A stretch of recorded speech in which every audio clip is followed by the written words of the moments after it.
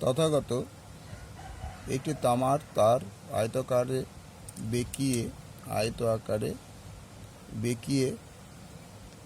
বেঁকিয়েছে, যার দৈর্ঘ্য 18 সেমি এবং প্রস্থ 15 সেমি।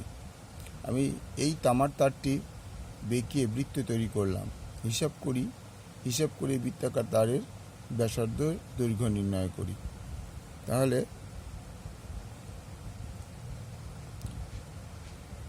তামার তার আমরা নিয়েছিলাম, আমরা এটা জানি না। এই তামার তারটাকে বেঁকিয়ে একটা আয়তাকার তৈরি করেছি, যার দৈর্ঘ্য 18 সেমি এবং প্রস্থ হচ্ছে 15 সেমি।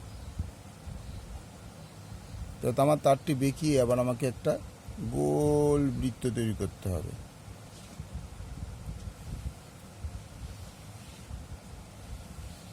ঠিক আছে, তাহলে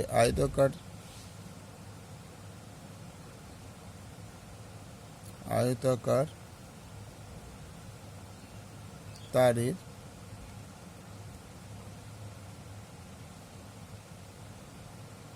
পরিসীমা ইকুয়াল টু 2 দৈর্ঘ্য প্লাস প্রস্থ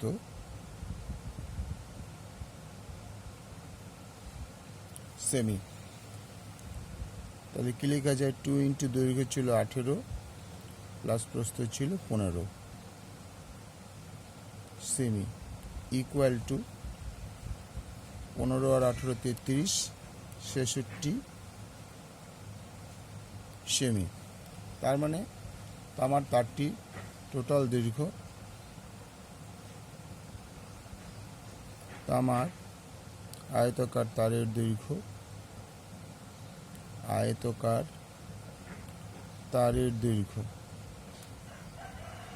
দৈর্ঘ্য ইকুয়াল টু 66 সেমি। এবার এই 66 সেমি তারটা দিয়ে একটা বৃত্ত তৈরি করব। তো মনে করি বৃত্তাকার তারের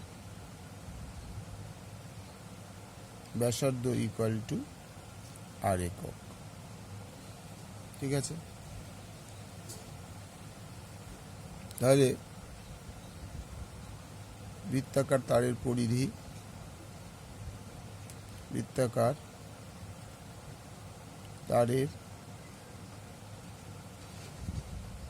পরিধি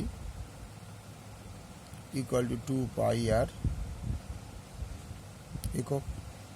তাহলে এই তারটা দিয়েই তো বৃত্তাকার করানো হয়েছে, তাহলে এর যা পরিধি হবে ওই তারের পরিধিও তাই হবে। সুতরাং 2 পাই আর ইকুয়াল টু 66 সেমি, বা 2 into 22/7 into R equal to 60 সেমি, বা 44/7 আর ইকুয়াল টু 60 সেমি, বা আর ইকুয়াল টু 66/7/44 সেমি। 4 এগারো 44, 6 এগারো 66, 2 দুগুণে 4, 3 দুগুণে 6 equal to 321/2 semi equal two 10.5 semi. তাহলে কী দাঁড়ালো? উত্তর হবে বৃত্তাকার